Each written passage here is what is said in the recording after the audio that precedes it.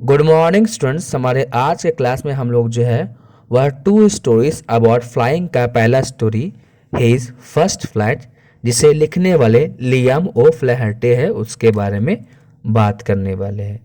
अगर हम इस स्टोरी के बारे में बात करें तो यह जो है वह यह बताता है कि अगर कोई इंसान किसी भी चीज़ को सीखना चाहता है तो उसके लिए उसके पास हिम्मत होनी चाहिए।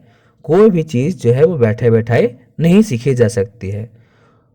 एक यंग सीगुल जो है वो अपने माता पिता का बहुत ही प्यारा दुलारा बच्चा है और अब समय आ चुका है उसके उड़ने का, लेकिन वह जो है उड़ने से बहुत डरता है।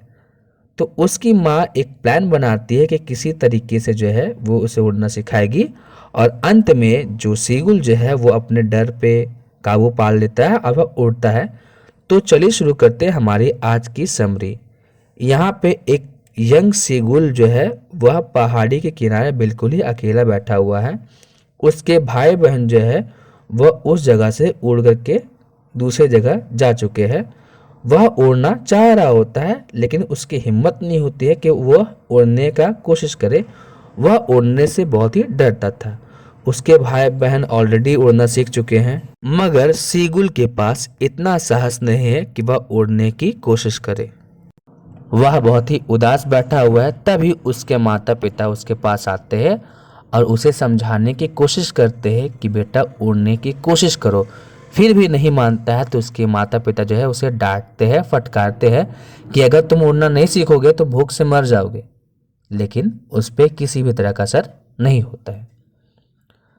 तो उसके माता पिता चले जाते हैं और अब से 24 घंटे गुजर चुके हैं। 24 घंटों से उसके पास न उसकी माँ, न उसका पिता, न भाई, न बहन, कोई नहीं आया है। वह देख रहा है कि उसके माता पिता जो है वो उसके भाई बहन को अच्छे से उड़ना सिखा रहे हैं, साथ ही साथ मछली कैसे पकड़े ये सब सिखा रहे हैं। वह जो है वो सीगुल को बुलाते हैं लेकिन सीगुल नहीं उड़ता है। अब सूरज उग चुका है। सूरज उगने के बाद क्या हो रहा है, उसे बहुत ही ज़्यादा गर्मी लग रही है और बहुत ही लंबे समय से उसने कुछ भी नहीं खाया हुआ होता है।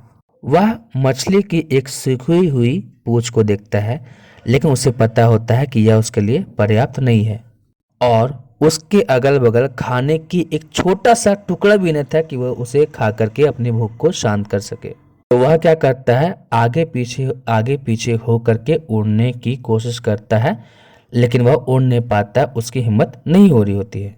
वह अपने माता पिता के पास जाना चाह रहा होता है, लेकिन फिर वह नीचे देखता है कि नीचे जो है वह बहुत ही गहरा समुद्र है, तो जिससे वो उसकी हालत और ख़राब हो जाती है।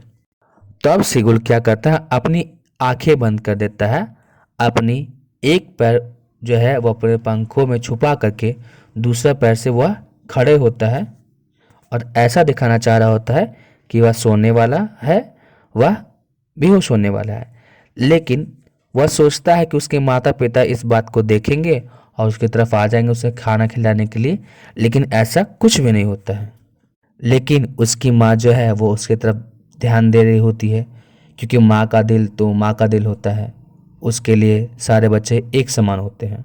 वह क्या देखता है कि सीगुल की जो माँ जो है वह अपने चोंच को पजा रही थी ताकि वह एक मछली के टुकड़े को जो है वह काट सके, और इस बात को जो है वह सीगुल बहुत ही ध्यान से देख रहा होता है। अब मछली को देख करके वह जो है वो थोड़ा पागल की तरह करने लगा, क्योंकि वह जो है बहुत देर से भूखा था लेकिन वह खा नहीं पाया था। तो वह अपनी माँ की तरफ आवाज़ देता है, तो उसकी माँ भी उसकी तरफ आवाज़ देती है और उसकी तरफ देखती है। वह अपने बेटे की हालत देख करके पिघल जाती है और वह क्या करती है, एक मछली का छोटा सा टुकड़ा जो है वो लेकर के उसके पास जो है उड़ते हुए आती है। इस बात को देख करके सीगुल जो है वो बहुत ही ज़्यादा खुश हो जाता है। वो भी दौड़े दौड़े जाता है अपनी माँ के पास कि उसकी माँ जो है उसे खाने को देगी। लेकिन सीगुल के बहुत ही ज़्यादा नज़दीक आने के बाद सीगुल की माँ जो है वह रुक जाती है। तो थोड़ा सीगुल सोचने लगता है कि अचानक से कि क्या हो गया, मेरी माँ रुक क्यों गई, मेरी माँ मेरे नज़दीक क्यों नहीं आ रही है। वह भूख से इतना ज़्यादा पागल हो गया था कि वह मछली की तरफ कूदता है और सीगुल जो है वो अब जो है वो ऊपर नीचे जो है हो रहा है, वो बहुत ही ज़्यादा चिल्लाता है। और सीगुल जो है वह उड़ते उड़ते अपनी माँ से टच होकर के नीचे जाने लगता है। और तभी वह जो है वह अपने पंखों की फड़फड़ाहट की आवाज़ सुनता है। अब उसकी दिल की धड़कन बहुत ही तेज़ हो चुकी है। वह जो है वो अपने दिल की धड़कन की आवाज़ को सुन पा रहा है और उसके अलावा उसे कुछ भी सुना नहीं दे रहा है। लेकिन थोड़े समय के बाद वह महसूस करता है कि उसके पंख जो है वह फैल रहे हैं। वह हवा को अपने शरीर के हर एक भाग तक महसूस कर पा रहा था। और अब वह क्या करता है कि अपने पंखों को फड़फड़ाता है और वह उड़ने लगता है। अब उसे किसी भी बात की डर नहीं थी। और जब वह सीगुल उड़ रहा है तो उसकी खुशी का ठिकाना ही नहीं है। वह उड़ते उड़ते बहुत ही ऊंचा पहुंच जा रहा है और गा गा गा बोल रहा है। उसी के साथ उसकी माँ जो है वो चिल्लाती है गाओ कुल अह, जो कि सीगुल और जैसे जानवरों की भाषा होती है, पक्षियों की भाषा होती है। यह देख करके सीगुल के पिता भी उसके पास आ जाते हैं। और तब क्या देख रहे कि उसके पिता के साथ साथ उसके भाई बहन भी जो है उसके पास आ चुके हैं। वह सीगुल के आगे पीछे घूम रहे हैं और सीगुल बहुत ही ज़्यादा खुश है। और अब तक वह बिल्कुल ही भूल चुका था कि थोड़े समय पहले उसे लग रहा था कि वह उड़ नहीं पाएगा, लेकिन अब वह जो बहुत ही अच्छे से उड़ रहा है। वह समुद्र के बहुत ही ज़्यादा नज़दीक जा रहा है और उसी के साथ साथ उड़ने की कोशिश कर रहा है। उसे अपने नीचे एक बहुत ही गहरा और हरे रंग का जो समुद्र दिखाई दे रहा है।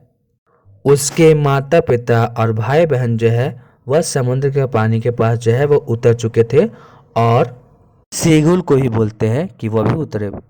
तो वह क्या करता है, वो अपने पानी में जो है वो अपने पैरों को डालता है, लेकिन उसका पैर जो है वह डूबने लग रहा था। तो वह डर से चिल्लाता है और वह कोशिश कर रहा होता है कि अपने पंखों को फड़फड़ाए ताकि वह उड़ सके।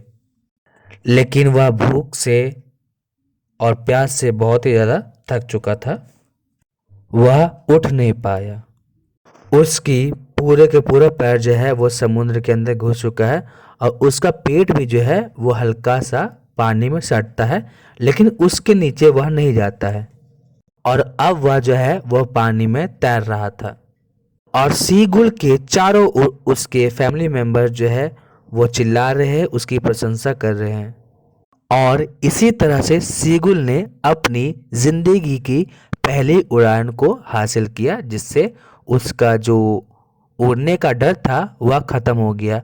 तो यही थी हमारी आज की story, his first flight, written by Liam O'Flaherty. So I think our today's video was quite beneficial to you. If you like the video, subscribe to our channel for latest update. Until then, stay tuned. Thank you.